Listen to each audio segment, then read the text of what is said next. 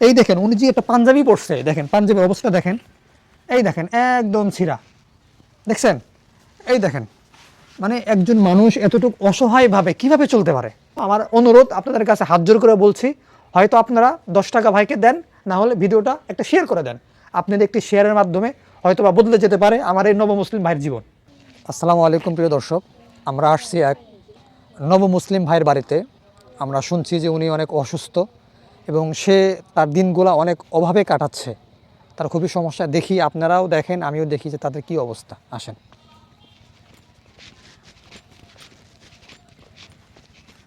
আসসালামু আলাইকুম তৌহিদ ভাই, আছেন বাড়িতে? আসসালামু আলাইকুম, কি অবস্থা, কেমন আছেন? জি আলহামদুলিল্লাহ ভালো আছি। আপনি তো মুসলমান হয়েছেন নাকি, নতুন মুসলমান? জি জি আচ্ছা, আমরা আসছি আপনার বাড়ি দাওয়াত খাইতে। ইনশাল্লাহ। তো কি রান্না করছেন? সকালবেলা রান্না করছিলাম ভাই আলু সিদ্ধ দিয়ে আলু ভর্তা দিয়ে। আলু সিদ্ধ, আলু ভর্তা। জি আচ্ছা, তো তাহলে আমরা ওগুলা দিয়ে খাওয়ান লাগবো, কি করা হন? জি জি আচ্ছা, তাহলে আপনারা গরু গোস্ত রান্না করেন কতদিন যাবত? সেই ঈদের মধ্যে খাওয়া হয়েছিল, কুরবানির ঈদের মধ্যে আর তারপরে খাওয়া হয়নি। সেই কুরবানির ঈদে গরুর মাংস খাইছেন, আর মুরগি মাংস? ওই ঈদের মধ্যেই খাওয়া হয়েছে।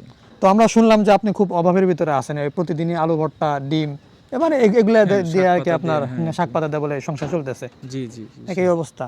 আমরা শুনলাম যে ভাই খুবই অসুস্থ বলে উনি বাইরে কোনো কাজকর্ম করতে পারতেছে না, এবং একবেলা খাইলে দুই বেলা না খেয়ে থাকে, দুই বেলা খাইলে একবেলা না খেয়ে থাকে।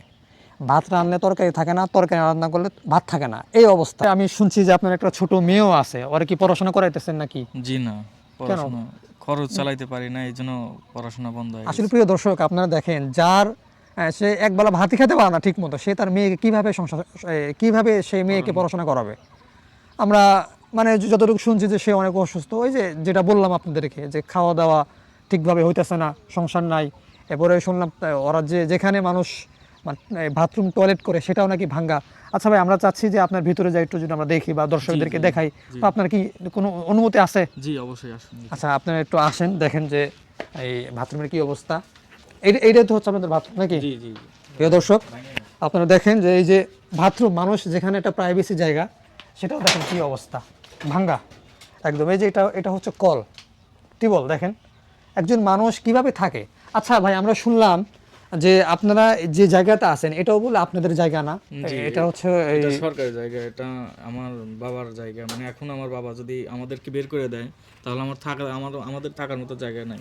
আচ্ছা, আপনি যে এই যে মুসলমান হয়েছেন, এরপর থেকে আপনার বাবা বা আপনার ভাই বোন কেউ কি কোনো খোঁজ খবর নেয়? না না, কেউ আমাদের খোঁজ খবর নেয় না। আমাদের কোনো কেউ সমাজ থেকে বের করে দিয়েছে, সমাজ থেকে বিচ্ছিন্ন করে দিয়েছে, একদম সমাজ থেকে বিচ্ছিন্ন। একদম সমাজ থেকে বিচ্ছিন্ন। আর আমরা যতটুকু শুনলাম যে এখানকার যারা মুসলমান ভাই বোন আছে তারাও বলে আপনাদেরকে ঠিকঠাকভাবে খোঁজ খবর নেয় না, বা একটা যে আর্থিক সহায়তা সেটাও বলে করতেছে না। এটা কি আসলে সত্য কিনা?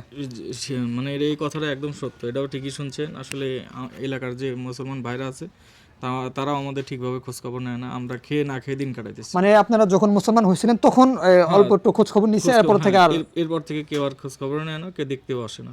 আচ্ছা, এখন ধরেন যে আপনার সংসার চালানোর জন্য কি দরকার, বা ধরেন যে এই ভিডিওটা অনেক মানুষ দেখবে, লাখ লাখ মানুষ দেখবে, এমনও তো দয়াবান ভাই আছে যে ধরেন ভিডিও দেখা ভালো লাগলো, সেই ধরেন যে আপনি কিছু দিতে চাইলো, যে কি অভাব সেটা, মানে আপনার কি হইলে ভালো হয়?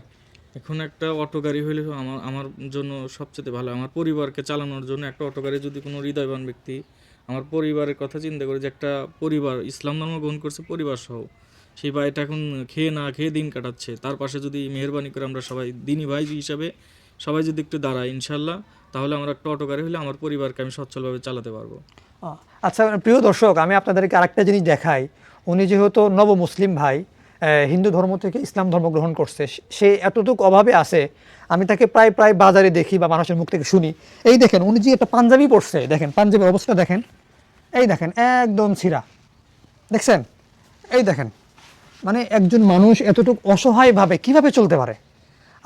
আমরা যদি মুসলমান হয়ে আমরা যদি পাশে না দাঁড়াই তার পাশে, তাহলে কে দাঁড়াবে ভাই?